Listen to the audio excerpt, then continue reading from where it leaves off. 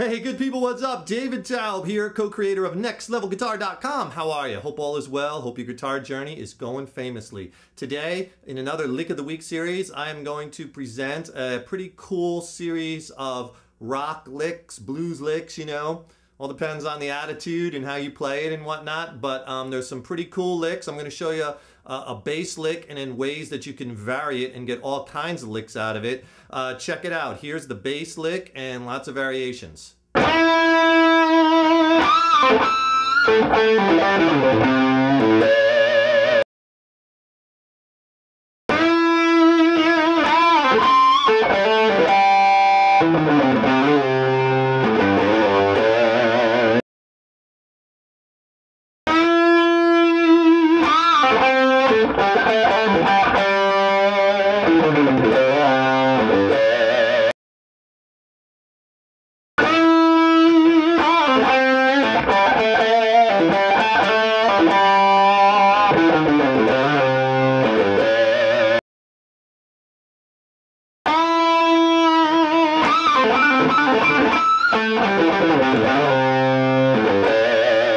And I'm playing these licks today on an Epiphone Les Paul Goldtop, a 56 reissue. It's kind of modeled after a 56 Gibson Les Paul guitar. It has the P90 single coil pickups, and I'm playing through a Mesa Boogie all-tube Mark II 112 combo amp straight into the amp. No pedals, just the amp distortion, just a little bit of reverb. And the licks we're playing today are based off of the minor pentatonic scale. We're in the key of A, and minor pentatonic is a 5-note scale, a root, flat third, fourth, fifth, flat seventh. In the key of A, the notes we're going to be playing are A, C, D, E, G. We could even throw in that flat 5, making it the blues scale, which is the E flat. And this scale, the licks are basically, I'm playing the scale in 2 positions and kind of moving back and forth. So one of the is your basic box shape, A minor pentatonic off of the root on the 5th fret low E string.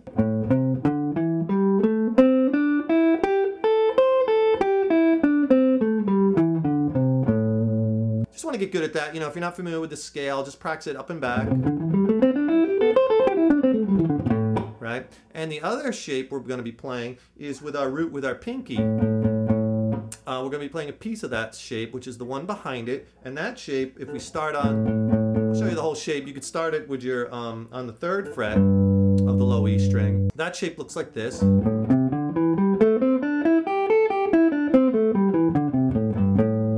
again, just practice it up and back. In that position, we're just going to be using like the 3rd, 5th frets of the low E and the A string. And then we're just going to be using like the top half of the next scale too.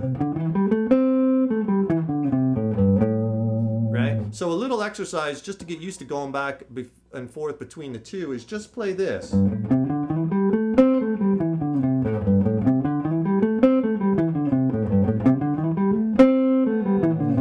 Playing there is I'm playing 3rd and 5th fret on the low E string, and then 3rd and 5th fret on the A string, and then slide up to the 7th fret of the A string. So it's kind of like this minor pentatonic expanded 1 shape that I've shown you in other videos. So far you get this. And then 5th, 5th fret, 7th fret on the D string, and then 5th fret on the G string.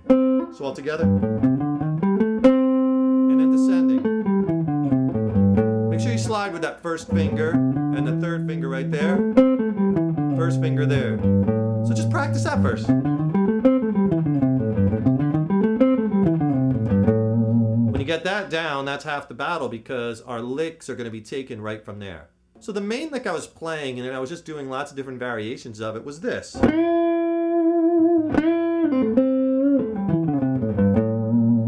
what I'm doing there is I'm bending up that 7th fret on the G string up a whole step and then giving it some vibrato.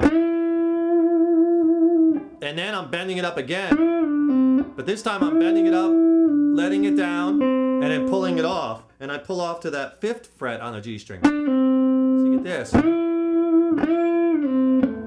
then quickly I get to the D string. So altogether you have this so far. And then that next part is I do a little quarter half step bend with my first finger on the G string, bending that flat third to the major third, or I'm bending the C to the C sharp. But put a little hook on that. That's a really cool bend that you could use in that minor pentatonic scale. So altogether get this. And then get back to that. Notice I'm hovering around that A note, 7th fret on the D string. That's your root note. Always know where those A notes are, because you're going to be resolving a lot of your licks to them. So far slow. And then all I'm doing is descending right down the scale. So that's 5th fret on the D, 7th and 5th on the A, 3rd on the A, 5th on that's our root note on the low E, 3rd on the low E, and ending on that A note. 5th fret, real slow.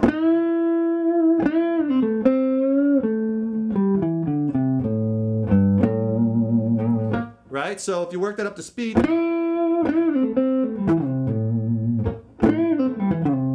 3rd fret on the A string, you can even give that a little bend if you want to. That's that same, remember that C note we were bending, that flat third before? And then I ended on the low E string, 5th fret, the root note. That's the basis for that whole series of riffs I was doing.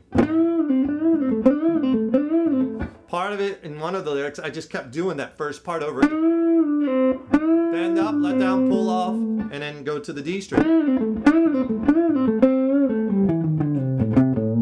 That time, as I was descending, I played the 6th fret also, which is that a blue note.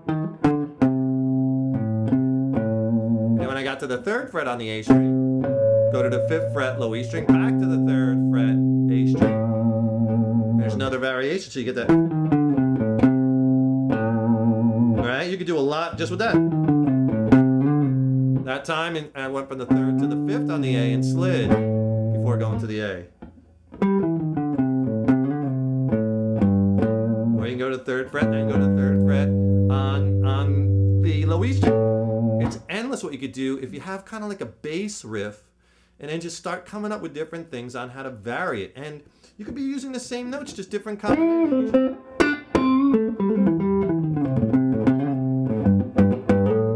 Sometimes I hit the note twice, sometimes 3 times, but all based off. That time, I bent it twice with that first finger on the C note.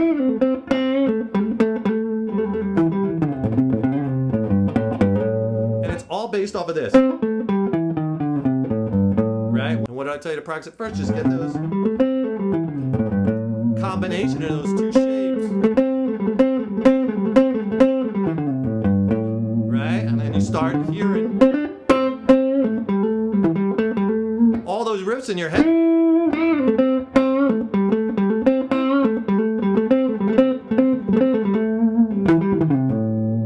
I just showed you all that. Even though it sounded a little different, I was just playing the notes in a different series, or maybe I was just taking a certain riff and repeating it, you know? That's a cool little riff there. That's, what is that? Brain fart. That's 7th fret to 5th fret on the D string, back to the 7th fret on the D string. And then that 5th fret on the G string. And then just keep repeating it. And then just write down the blues scale.